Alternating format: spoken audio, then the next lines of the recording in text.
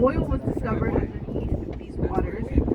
And when it was discovered, they started to pump out this oil, right? They were like getting all of this profit. They were pumping out as much oil as they could. And this was this new idea of pumping out this oil. And they didn't realize that by doing that, that it was going to cause all the land around to sink. They didn't know that to extract the oil, they needed to inject back some seawater or salt water down there in order to fill up that space. And because they didn't, the Port of Long Beach sunk, and all of the buildings that were here cracked, they started to crumble, they needed to all be rebuilt. And there was only one building that sunk, but it sunk at an even level, and so there was no damage to the building. And that's this Edison plant on our right hand side. It looks a little rusty because it's been here since about 1911. So this is the only building, as you can see, it's kind of underneath the rest of the area. It's sunk, it's below sea level, and it's no longer in operation. But the city of Long Beach would like to keep it around in order to prevent rolling blackouts.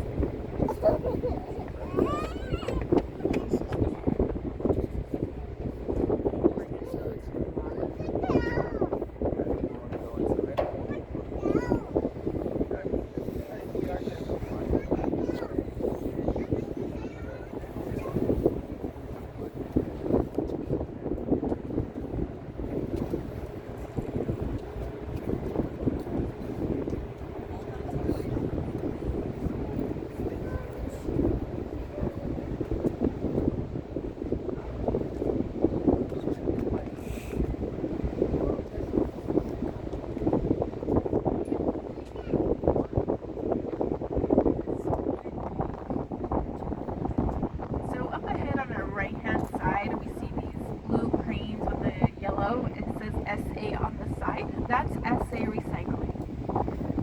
So they export iron ore through this facility, and they used to export scrap metal. So all of our old fridges, microwaves, things like that, they used to cut down and then send it off to Asia, where it would get melted and then get created into some new equipment or appliances, and then they would get purchased and shipped back to us.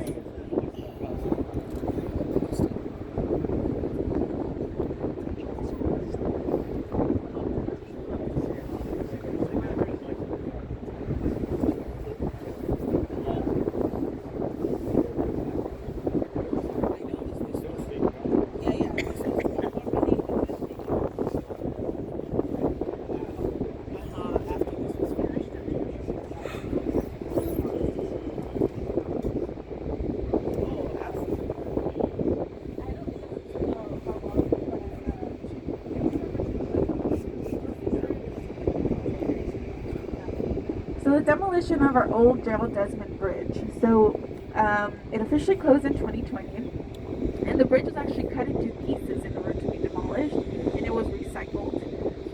And it was lowered onto the barge and dismantled that way. And so there was a very short period where we were able to see a barge out here in the port that held large pieces of the bridge. And they were able to recycle 30 million tons of steel. So about 99.8% of the bridge was recycled.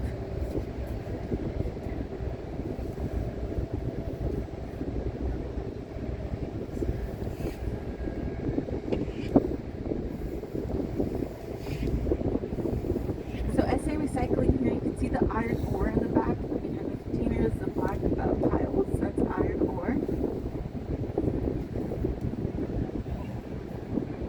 They also recycle storm water and use it for dust control.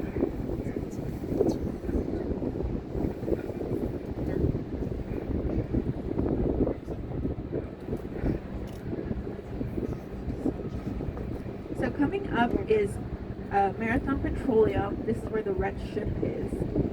And this is an oil tanker. As you can see, it doesn't have any containers. This is what the oil tankers look like, where they carry oil.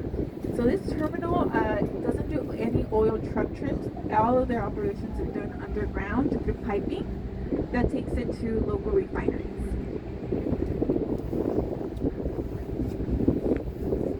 And And they take oil shipments from Alaska and the Middle East and Latin America. So each tanker can carry 1 to 2 million barrels of oil.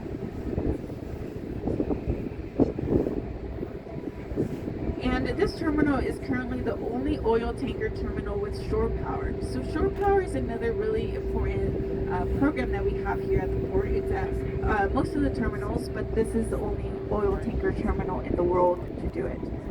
And so what shore power is these ships, as I mentioned, take 2 to 3 days to get offloaded, but they have to stay on. And if they stay on with their diesel, as you can imagine, this is going to be producing bad emissions into the air, which can affect our local communities.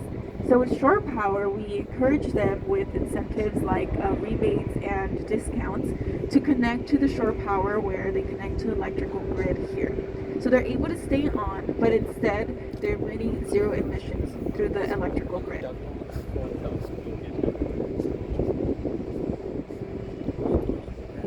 And this is something offered at most of our terminals as well.